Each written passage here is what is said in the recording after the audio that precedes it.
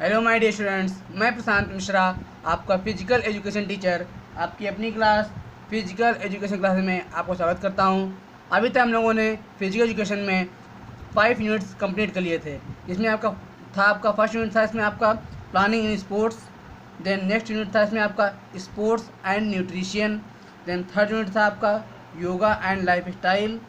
Then fourth unit था आपका physical education and sports for CWSN।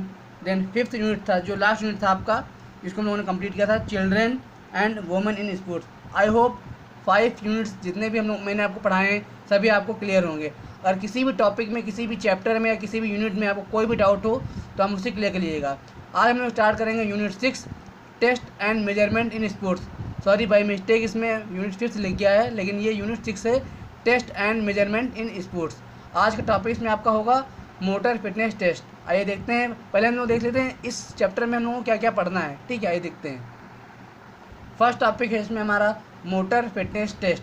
ठीक है, इसमें हम लोग पढ़ेंगे 50 metre standing starts, 600 metre run, sit and reach, pushups जो बॉयज़ और गर्ल्स के लिए होंगे, एंड और भी हैं जो हम लोग आगे पढ़ेंगे। नेक्स्ट टॉपिक इसमें हमारा है जनरल मोटर फिटनेस। इसमें हम लोग पढ़ेंगे standing broad jump, zigzag run, medicine ball put etcetera. Then next topic इसमें हमारा है मेजरमेंट ऑफ कार्डियोवैस्कुलर फिटनेस। ठीक है, देन नेक्स्ट टॉपिक इसमें हमारा है competition of fitness index of Harvard step test. Then last topic में हमारा है Rikli and Jones senior citizen test, जिसमें हम लोग chair stand test, arm curl, 6 minute walk test और भी कुछ टेस्ट हैं जिसके बारे में पढ़ेंगे।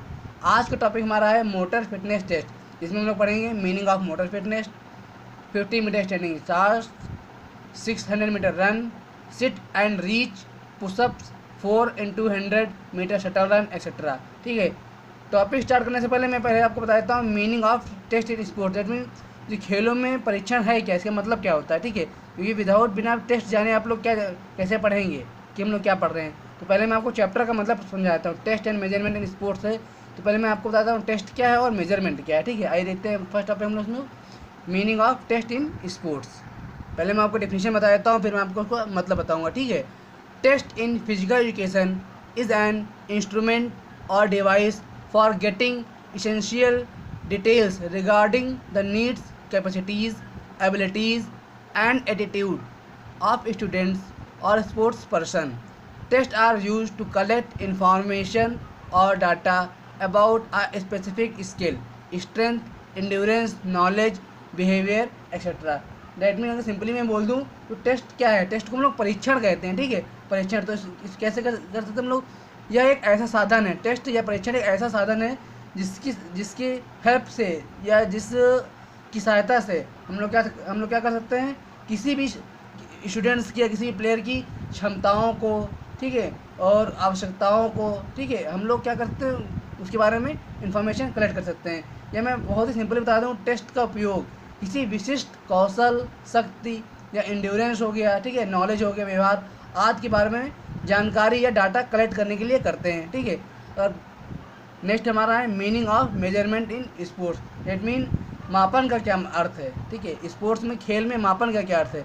तो क्या होता है मापन का अर्थ, तो आपको सिंपली मैं बता दूँ, किसी की हाइट मापना, हाइट हो गया, वेट हो गया, कैपेसिटी हो गया, अचीवमेंट हो गया, ये सब, इन सब का मेजरमेंट करना या मापन करना ही मेजरमेंट होता है। इसमें यही आपकी डिफिनीशन है। इसमें measurement are related to physical measurements such as size, height, weight, capacity, achievement etcetera. I hope आप लोग जान गए होंगे कि टेस्ट क्या है और मेजरमेंट क्या है। आइए स्टार्ट करते हैं आज का टॉपिक। आज का टॉपिक हमारा क्या है, मोटर फिटनेस टेस्ट। ठीक है, पहले हम लोग देखेंगे मीनिंग ऑफ मोटर फिटनेस। इसको हम लोग ऑफर्ड भी बोलते हैं। ठीक है, ऑफर्ड की फुल फॉर्म होती है आपकी American alliance for health physical education, recreation and dance.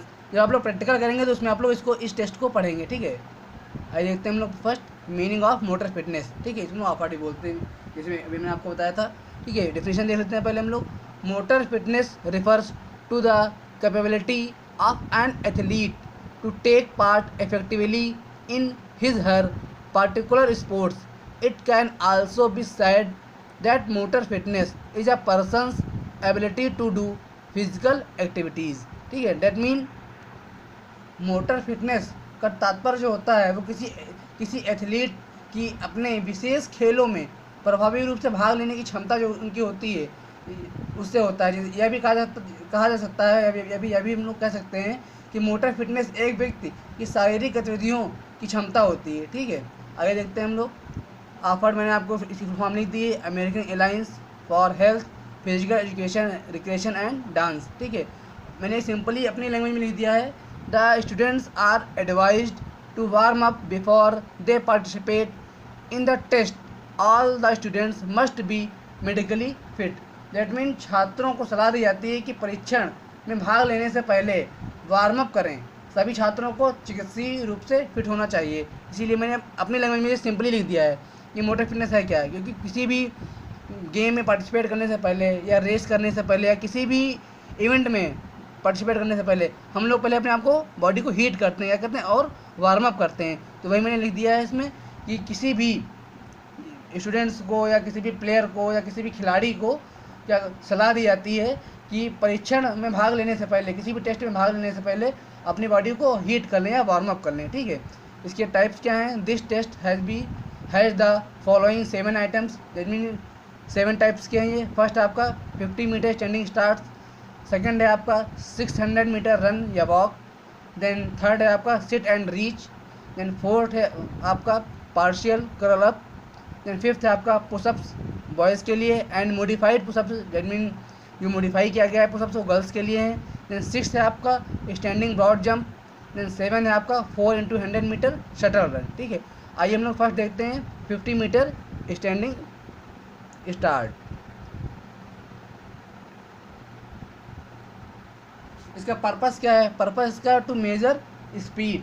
That mean गति को मापने के लिए, किसी भी स्टूडेंट्स या खिलाड़ी की स्पीड को मापने के लिए यह टेस्ट कराया जाता है। इसको क्या बोलते हैं हम लोग? 50 मीटर स्टैंडिंग स्टार्ट। इसका प्रोसीजर क्या है ये देख लेते हैं, फिर मैं आपको समझा दूंगा इसको। The test involves running a single maximum sprint over 50 metres with the time recorded starts from a stationary standing position. ठीक है, इसको हम लोग कहते हैं hands can not touch the ground with. That mean इसमें जब इसमें रनिंग करते हैं इसमें तो हम लोग स्टैंडिंग पोजीशन में खड़े होते हैं, हमारे हाथ जो होते हैं, हैंड होते हैं, वो ग्राउंड को टच नहीं करते हैं। ठीक है, आगे देखते हैं। With 1 foot in front of the other, the front foot must be behind the starting line. Once the subject is ready the starter give the instruction set then go. Participant should be encouraged to not slow down before crossing the finish line.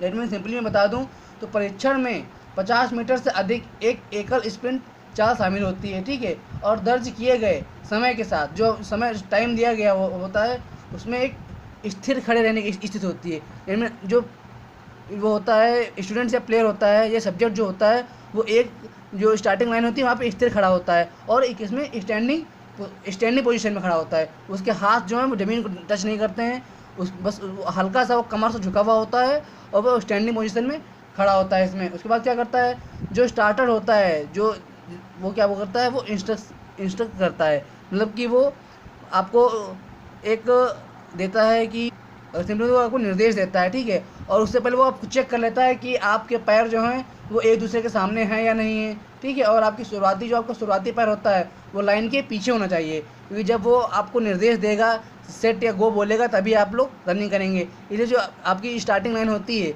वो आपका पैर उससे पीछे होना चाहिए। ठीक है, और फिर वो जो आपका स्टार्टर होगा वो आपको क्या करेगा, निर्देश देगा, क्या बोलेगा, सेट और गो। जब वो गो बोलेगा तो अब जो प्रतिभागी होगा, जो खिलाड़ी होगा, वो फिनिश लाइन पार करने तक वो रुकेगा नहीं, वो एक ही स्पीड में जितना उसके अंदर पावर होगी उस पावर से वो दौड़ेगा। ठीक है, और जब तक वो फिनिश लाइन पार नहीं करेगा तब तक वो रुकेगा नहीं। ठीक है, ये होता है आपका प्रोसीजर, यह प्रक्रिया होती है किसकी, 50 मीटर स्टैंडिंग स्टार्ट की।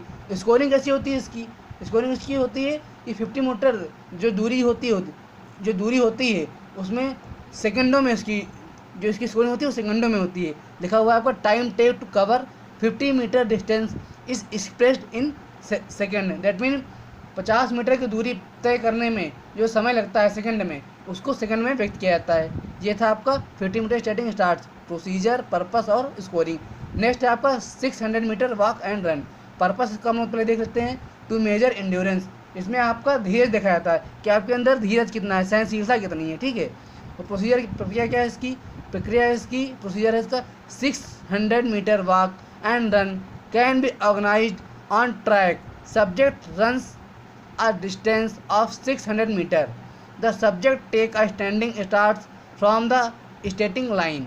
The subject may walk in between. However, the objective is to cover the distance in the shortest time. When he crosses the finish line, he is informed of his time. That means इसकी प्रक्रिया होती है कि 600 metre walk and run का आयोजन track विषय पर 600 metre की दूरी पर किया जा सकता है, ठीक है। और जो खिलाड़ी होता है, जो प्रतिभागी होता है, वो स्टार्टिंग लाइन से एक स्थायी शुरुआत लेता है, ठीक है, और खिलाड़ी के बीच चल सकता है, ठीक है। इसमें जो खिलाड़ी होता है वो दौड़ने के साथ अगर उसने रनिंग ना स्टार्ट किया उसके बीच में वो चल भी सकता है, मतलब थक गया है, कुछ भी हो गया है, इसमें आपकी सहनशीलता मापी जाती है ना, तो जो खिलाड़ी होता है वो चल भी सकता है, ठीक है।